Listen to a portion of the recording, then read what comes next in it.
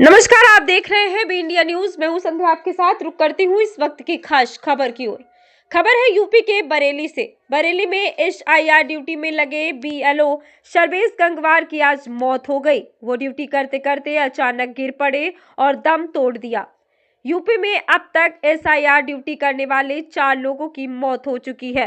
मृतक के भाई ने कहा कि काम के दबाव के चलते जान गई। 2 महीने पहले ही पत्नी भी खत्म हुई थी, बच्चे अनाथ हो गए। ऐसी और तमाम खबरें पाने के लिए बने रहिए हमारे साथ। इस खबर में फिलहाल इतना ही। जल्दी मिलते हैं किसी और खास खबर के। क्या हुआ भाई के साथ? कहाँ बीएलओ का कार्य कर रहे थे और अचानक में खड़े खड़े गिर पड़े स्कूल में। वहाँ के हेड का फोन आया कि उनको संभवतः ब्रेन हेमरेज हुआ है, क्योंकि मुंह से ब्लड आया था। तो संभावना ये लग रही थी कि ब्लड आया है तो ब्रेन हेमरेज ही हुआ है। तो तुरंत एम्बुलेंस की व्यवस्था कराई उन्होंने और यहाँ भिजवाया प्रताप हॉस्पिटल। मैंने बोल दिया था प्रताप में लाओ, नज़दीक में है। हम लोग यहीं ड्यूटी कर रहे थे अभी, तो तुरंत भागते हुए आए। यहाँ आके सीएमओ साहब और डीएम साहब सब लोग आ गए। तब तक उन्होंने अपनी जाँच की, तो वो उनका कहना ये है कि उनको हार्ट अटैक हुआ है। अब ये कंफर्म नहीं है हार्ट अटैक है या उनको ब्रेन हेमरेज हुआ है। किस तरह का लोड था?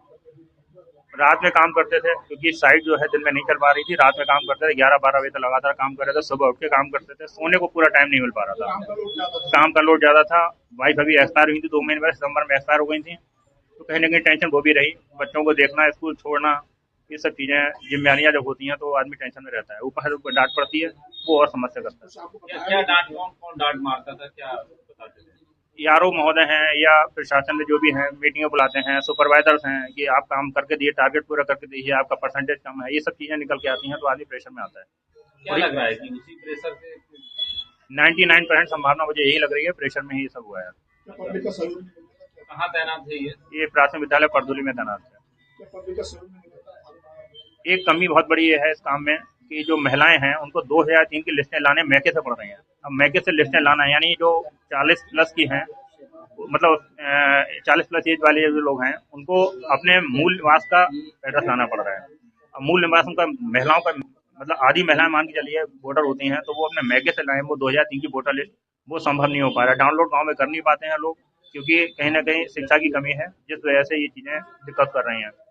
शहर में नहीं हो पा रहा है, ये देहात में तो बहुत बड़ी बात है।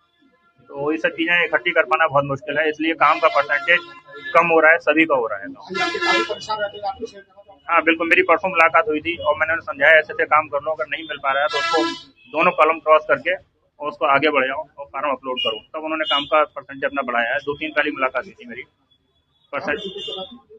प्राथमिक विद्यालय परदोली में ड्यूटी चल रही थी। कहाँ के रहने वाले हैं आप? हम लोग रहने वाले तो मूल निवासी यहाँ कसरा गाँव पड़ता है, जिला शेयानपुर और तहसील तिलहर है, वहाँ के रहने वाले हैं। लेकिन बचपन से यहीं रहे हैं। फादर हमारे जॉब में थे, तो बरेली में मकान बनवा लिया, यहीं रह रहे हैं कर्मचारी। फादर 2014 से लाभ से, आज तक नहीं पता लगा।